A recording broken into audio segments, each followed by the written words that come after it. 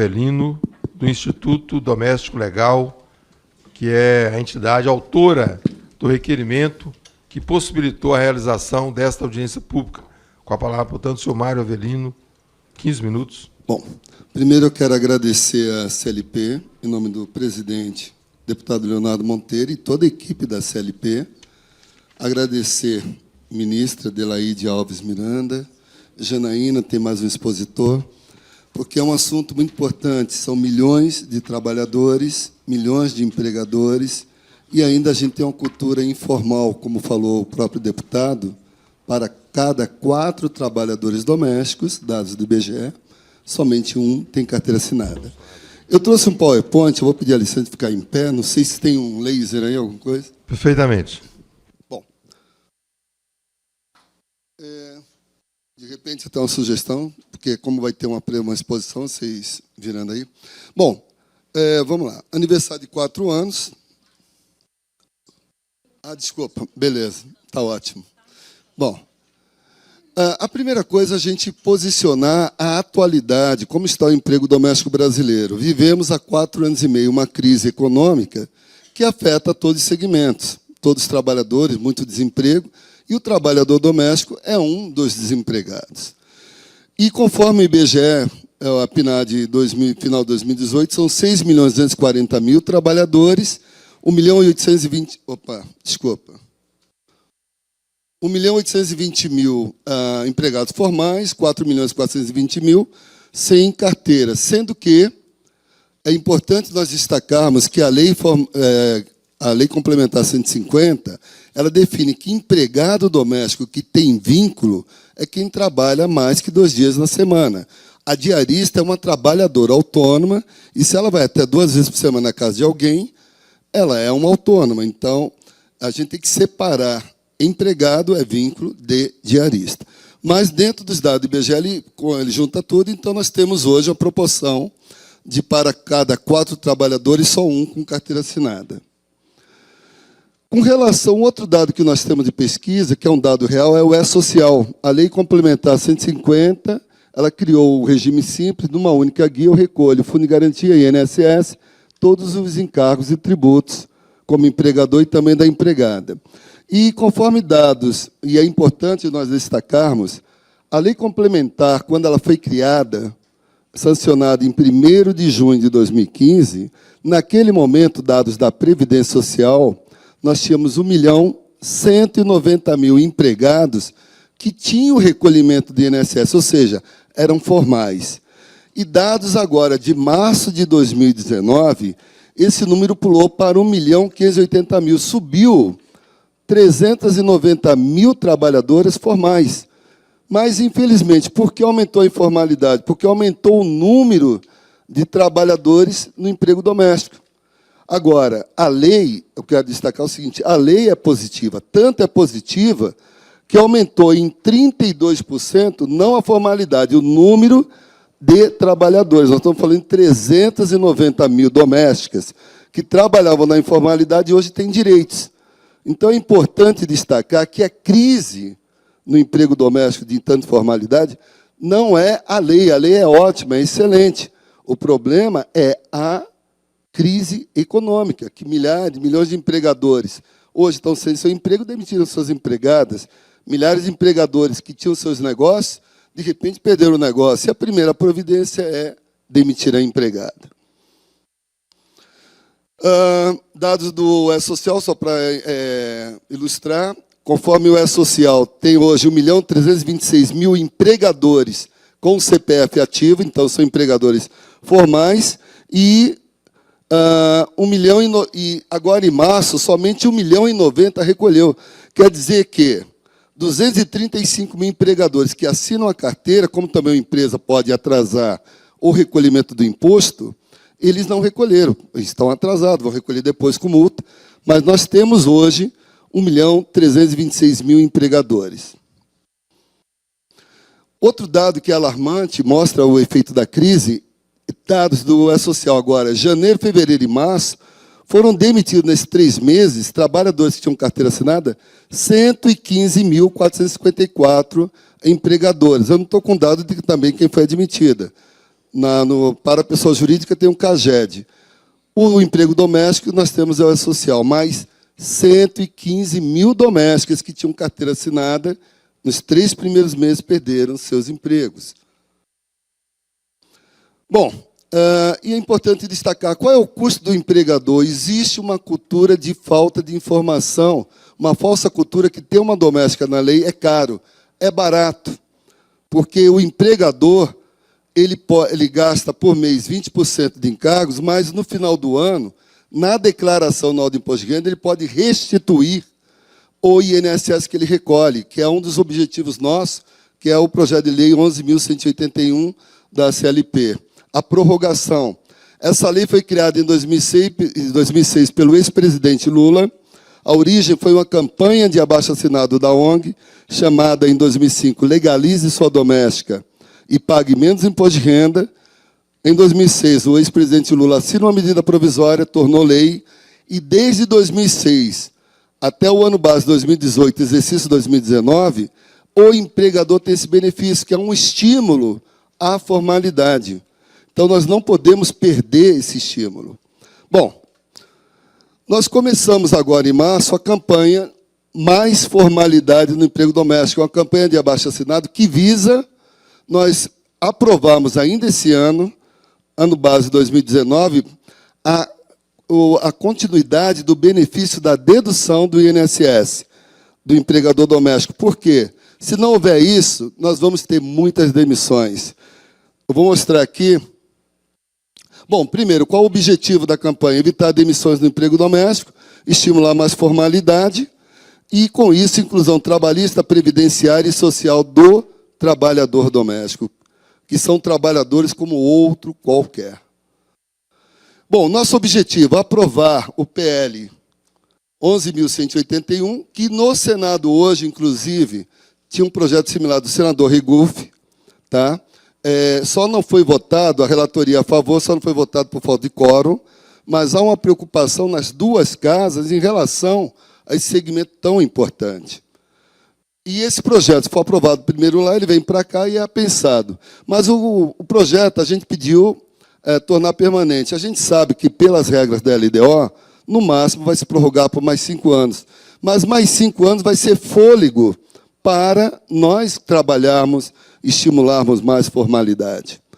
Bom, continuando aqui, como foi colocado, esse projeto foi uma sugestão da ONG, o autor é a CLP. Aqui a origem da campanha eu já falei. Bom, já falamos. Um dado importante, a gente fez uma pesquisa semana passada, participaram 1.910 empregadores formais, e a pergunta foi, você usou o benefício da dedução do imposto de renda, do INSS do imposto de renda, na declaração agora 2019?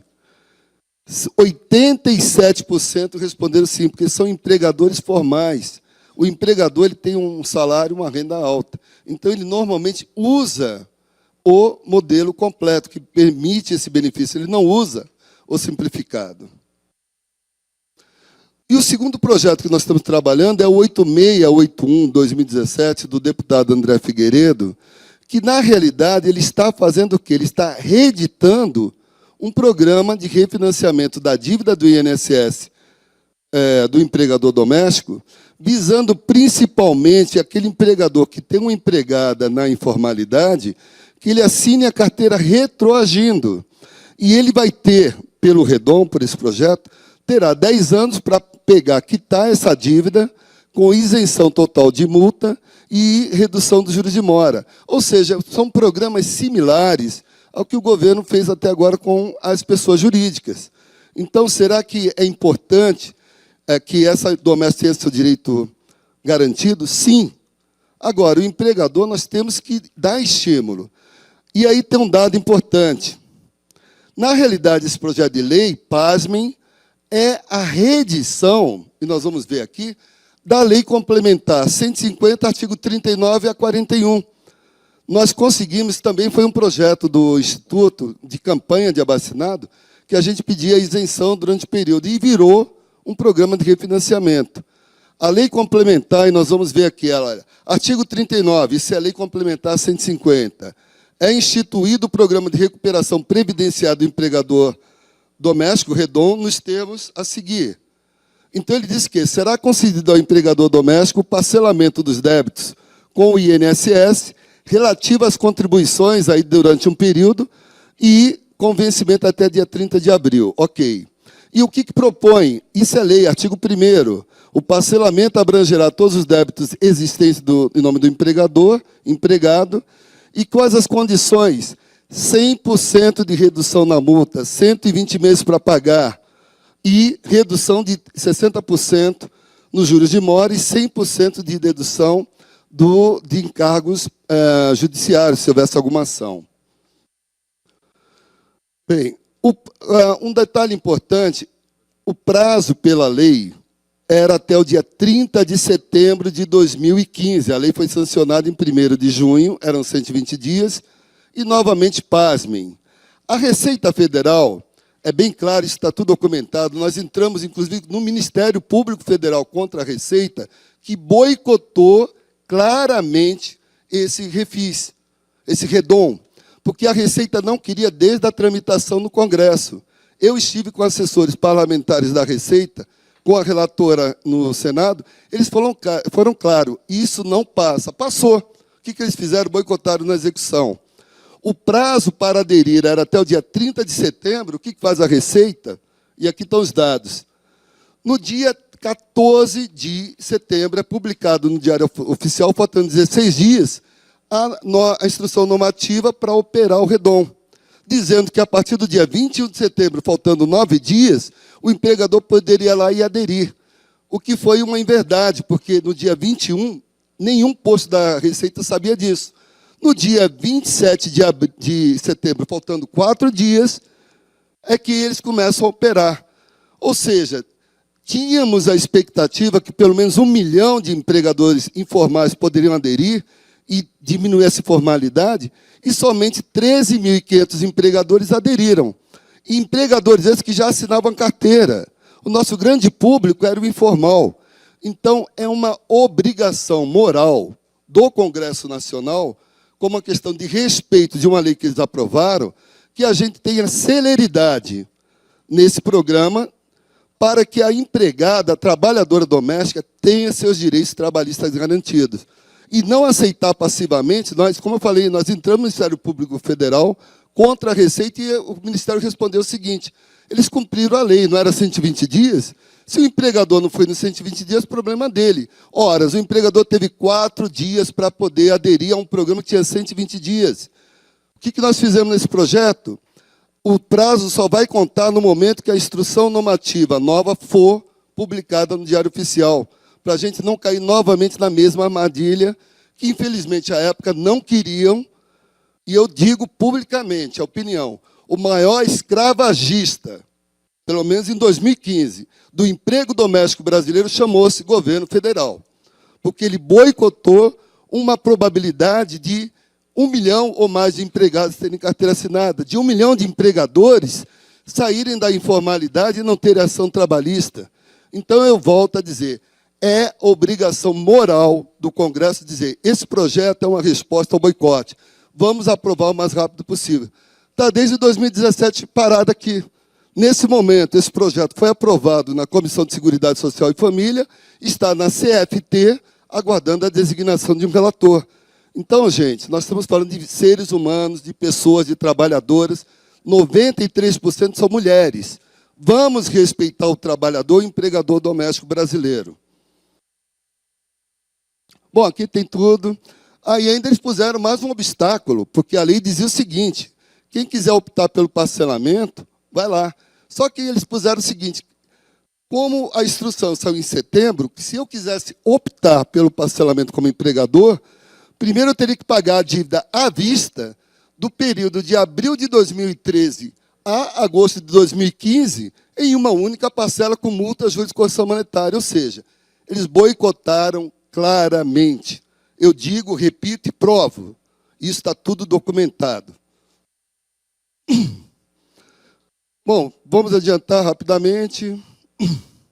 Bom, melhorias no emprego doméstico. Esses 2 projetos, o objetivo é estimular a formalidade. Mas o que eu vejo dentro, fora esses projetos, que algumas coisas básicas têm que melhorar. A doméstica ela adquiriu com a lei complementar, quer dizer, já com a PEC, o direito ao inciso 22 do artigo 7º da Constituição Federal, que é o quê? Redução dos riscos inerentes ao trabalho por meio de normas de saúde, higiene e segurança. Até hoje, eu já briguei com o Ministério da Saúde, com o do Trabalho, eles ficam bolinha de ping-pong. Não, vai falar com o Ministério, eles que fazem as NRs, que são as normas regulamentadoras. Aí eu vou no Trabalho, aí fica a bolinha de ping-pong, nenhum assume. Nós estamos há 4 anos com uma lei e não existe norma para proteger a saúde do trabalhador. A Janaína vai falar depois. Eles tomaram iniciativa como sindicato. Na convenção, obrigaram o exame médico admissional, periódico e demissional, que é o mínimo que tem que fazer com um trabalhador, garantir a saúde dele, que é bom para o empregador. Empregada doente falta, não adianta, ninguém quer ter uma doméstica que não vai. Outra coisa, eu peguei tornar obrigatórios as NR. Existe uma falha no E-Social há 4 anos, que a gente chama de transferência de titularidade. Um casal, como exemplo, a empregada é carteira assinada em nome do marido. O marido morreu. A empregada doméstica ela é contratada, não é por uma pessoa, é uma pessoa física ou célula familiar. Então, se o empregador morreu, qual é o problema de transferir para vamos supor, a esposa no exemplo, porque eles vão continuar a relação. Sabe o que tem que acontecer hoje? O empregador tem que demitir sem justa causa, pagando todo um ônus, e readmitir, por uma questão de mudar um sistema. Eu sou analista de sistema. Se quiser fazer isso, em uma semana eu mudo o sistema do SERPRO. Eu trabalho, eu tenho 63 anos, com 50 anos de trabalho. Sei fazer um sistema, e faço. Agora, é falta de vontade e de exigência, deputado, do Congresso exigir que o Executivo cumpra a lei.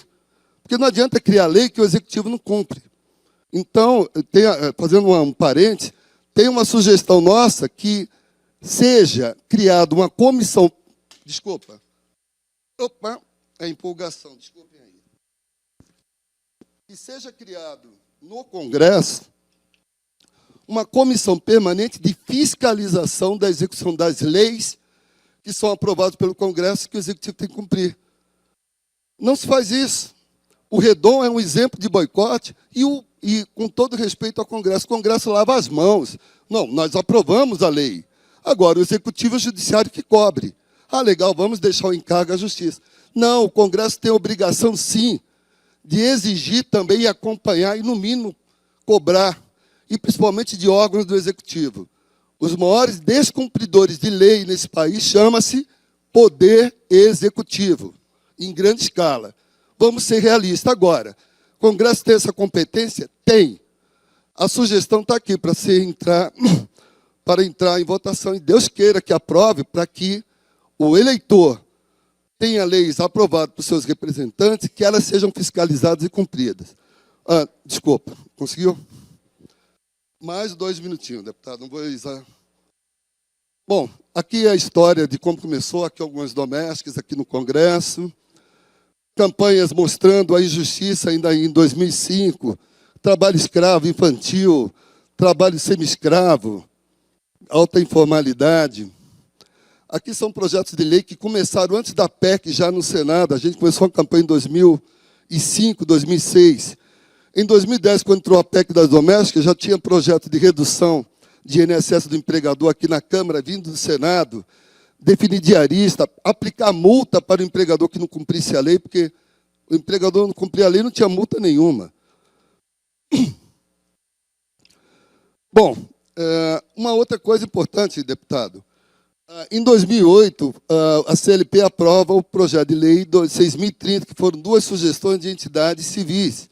Um deles foi a Doméstica Legal, na época, através do Instituto FGTS Fácil. Eu sou proibido de falar FGTS, como presidente de ONG. E da Comissão de Teatro lá do Rio de Janeiro, que eles também trabalham em prol da formalidade. Então, a CLP, em 2008, já tinha projetos de lei que antecederam a PEC. É importante nós falarmos da importância da CLP para a sociedade civil vir aqui e propor. Bom, aqui depois vai ter toda uma história, eu vou pular tudo isso, porque a história desde 72, quando começou a lei, os direitos ao avanço, etc., etc. Bom, aqui no final, gente, existe hoje, disponibilizado, gratuito na internet, alguns livros e cartilhas. Esse livro aqui é de 2006, esse daí já até acabou a edição. Isso daqui, O Futuro do Emprego Doméstico, foi escrito em 2011, sabe para quê? Para mostrar aos deputados e senadores a importância de ter uma lei equilibrada para que não onerasse muito o empregador e houvesse, não demissões, e sim mais formalidade. PEC das Domésticas, criado em 2015, após a lei, tem todos os direitos e deveres. Esse livro é importante, Emprego Doméstico, como gastar menos dentro da lei. Nós estamos ensinando e mostrando que a informalidade é mais cara que a formalidade. Esse livro está em formato e-book, eletrônico, é grátis, é 0,800. É só entrar no site da Doméstica, baixar. A cartilha, direitos e deveres da diarista, de quem contrata e da diarista, é tudo educação trabalhista. Os impactos da reforma trabalhista no emprego doméstico, mostrando o que mudou na lei do emprego doméstico, a reforma. Foi lançada a última agora, a cartilha Harmonia no Emprego Doméstico, mostrando situações mais comuns que geram demissões, como evitar, vamos ter paciência e tolerância. Ninguém nasce pronto, e para muitos empregadores, a empregada tem que nascer pronta. Não, temos que investir. Bom, falei muito, extrapolei meu tempo, muito obrigado, agradeço aí a paciência. E fico à disposição. Muito obrigado, gente. Nós que agradecemos o seu Mário Avelino, que é do Instituto Doméstica Legal, autor da sugestão